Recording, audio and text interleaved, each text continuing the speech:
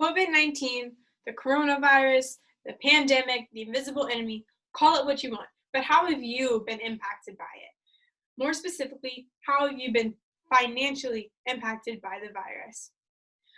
Today I will discuss what a relief package is, why the U.S. is in such need for one, who was influenced by the relief bill, and when this bill was signed and put into place.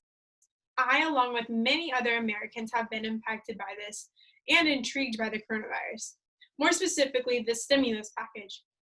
After lots of reading and researching, I have gained a lot of knowledge in the relief bill. I ask you to keep in mind how you and your family have been affected by this bill, as I discuss what the bill is, why we need this bill, who is affected by this bill, and when this bill was put into place. First, you must understand what a relief bill is. Adam Hayes from Investopedia defines a relief package as economic measures taken by the government. A stimulus package is often put together when an economy recession needs to be prevented or reversed. In our case, we're trying to prevent one. The idea of a stimulus package is to increase jobs and spending in the U.S. while lowering tax and interest rate. This is the largest stimulus package in the United States history. According to the article, 10 Things You Should Know About the Relief Bill, the last bill was signed in February 2009, and it was signed for $831 billion. According to Hayes, this one is set for $2 trillion. One-time payments are being made to qualifying individuals, and Morgan Chalfant from The Hill explains that these payments are expected to last 3 months. Next, I will discuss why we need this relief bill. Josh Bivens from Common Dreams explains that in the beginning of March, 10 million people filed for unemployment claims. Many households are under extreme economic distress as Americans are either out of work or working from home. Jacob Prumick from CNBC explains that unemployment claims reached a record 3 million by the end of March. These unemployment claims continue to increase at a steady rate as businesses continue to close. Personally, I worked at a daycare that was permanently shut down due to losing money from coronavirus shutdown. Businesses like J. Crew and many others are also preparing to file for bankruptcy in the near future. As you can see in this chart that I have provided, you can see in 2020 when unemployment claims skyrocket up to 3 million. Next, I will discuss a few groups that are impacted by the bill. In the graph that I have provided, you can see it breaks down how much money is going to each group. Individuals, big businesses, small businesses, state and local governments, public health, education, and the safety net.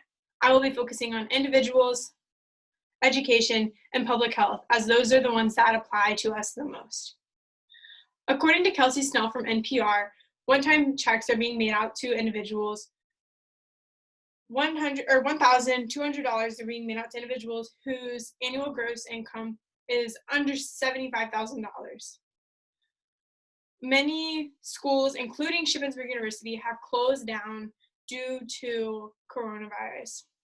Therefore, the bill also provides a loan relief for students and professors who are also enrolled in classes. Loan providers are waiving interest rates at this time due to unemployment and other economic issues. Public health is the next group I will be talking about. Public health is obviously a huge one due to hospitalization and many other things.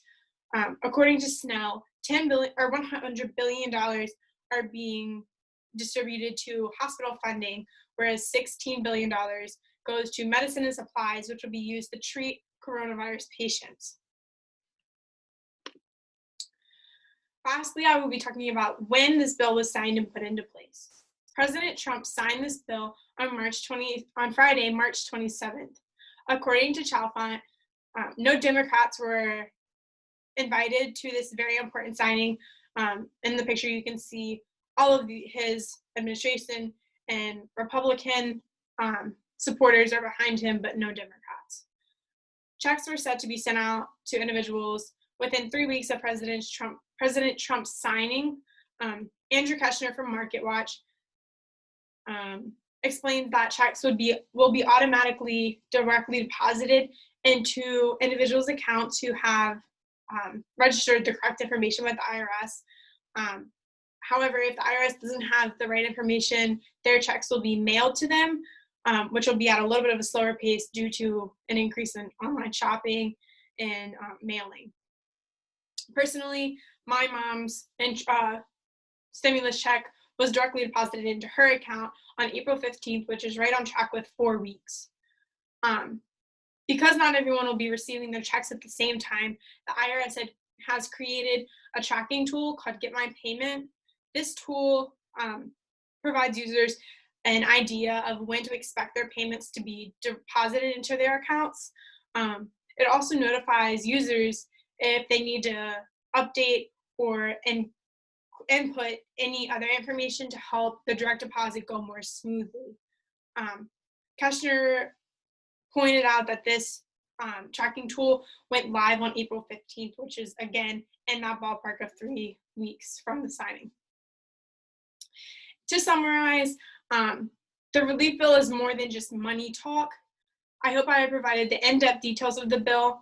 I have discussed what a relief package is, why the U.S. is in such need for one, who was affected by this bill, and of course, when this bill was signed and put into place.